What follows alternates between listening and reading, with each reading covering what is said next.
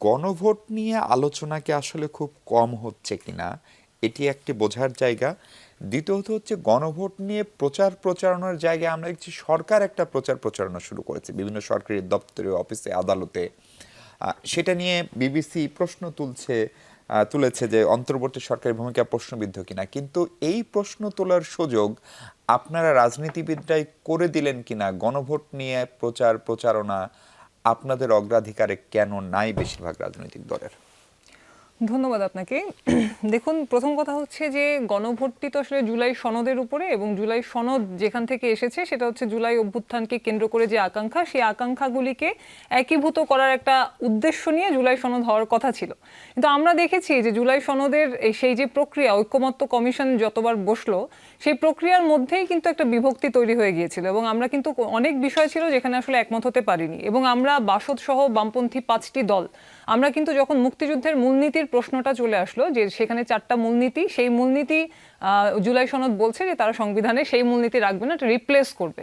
তো সেই জায়গাটিতেই কিন্তু আমরা তখন ওয়াকআউট করেছিলাম, এবং পরবর্তীতেও আমরা বারবার এটা বোঝানোর চেষ্টা করেছিলাম যে মুক্তিযুদ্ধের চেতনাকে বাদ দিয়ে তো জুলাই অভ্যুত্থান হয়নি, তাহলে মুক্তিযুদ্ধের মধ্য দিয়ে অর্জিত মূলনীতি কেন আমরা বাদ দিতে চাইছি? তো সেই বিষয়টিতে কিন্তু আসলে শেষ পর্যন্ত কোনো কনভিন্সিং যে জায়গা, সেই জায়গা স্টাবলিশ করা হয়েছে বলে আমরা মনে করিনি, এবং আমরা কিন্তু জুলাই সনদে সইও করিনি।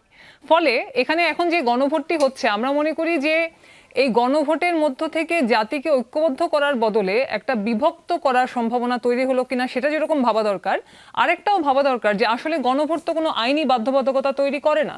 তাহলে এই গণভোটের আসলে সত্যিকার অর্থে প্রয়োজনটা কি ছিল? এই গণভোটের মধ্য থেকে এখানে আমরা কি জুলাই অভ্যুত্থানের চেতনা বাস্তবায়ন, বা এটা হ্যাঁ হলে বাস্তবায়ন হবে, না হলে হবে না, আমরা কি এত সরল রৈখিকভাবে বিষয়টাকে বিশ্লেষণ করে ফেলতে পারি? এই জুলাই সনদ যে প্রক্রিয়ায় হয়েছে, বা যেভাবে এখানে বলা হয়েছে যে 30টি বিষয়ে ঐক্যমত্য পোষণ হয়েছে, কিন্তু আমরা যতদূর জানি এখানে 12টার বেশি বিষয় ছিল না যেখানে সব দল একমত হয়েছে।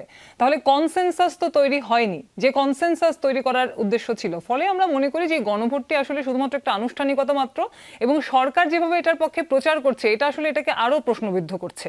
প্রথম কথা হচ্ছে নির্বাচনী প্রচার প্রচারণা 22 তারিখ থেকে শুরু, তারা তার আগে থেকে মাইকিং করে প্রচার করা শুরু করেছে, তারা বিলবোর্ড লাগিয়েছে। তাহলে এইটা আসলে সরকার একটি পক্ষে যে অবস্থান নিয়ে এইভাবে যদি মানুষকে তারা প্রতিনিয়ত প্রচলিত করতে থাকে, তাহলে আসলে কিন্তু সেখানে নিরপেক্ষতার জায়গাটা বারবার প্রশ্নবিদ্ধ হয়। মনীষা, আমি খুব বিনয়ের সাথে একটু জানতে চাই, মানে গণভোটের পক্ষ আর বিপক্ষ আসলে কারা?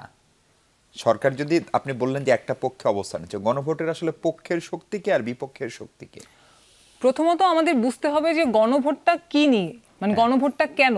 গণভোটটা কি জুলাই অভ্যুত্থানের চেতনা নিয়ে? আমরা মনে করি না। জুলাই অভ্যুত্থানের চেতনা আমরা শতভাগ ধারণ করি। আমরা জুলাই অভ্যুত্থানে পুলিশের মুখোমুখি দাঁড়িয়েছি, আমাদের ছাত্ররা জেল খেটেছে, আমাদের ছাত্ররা মার খেয়েছে।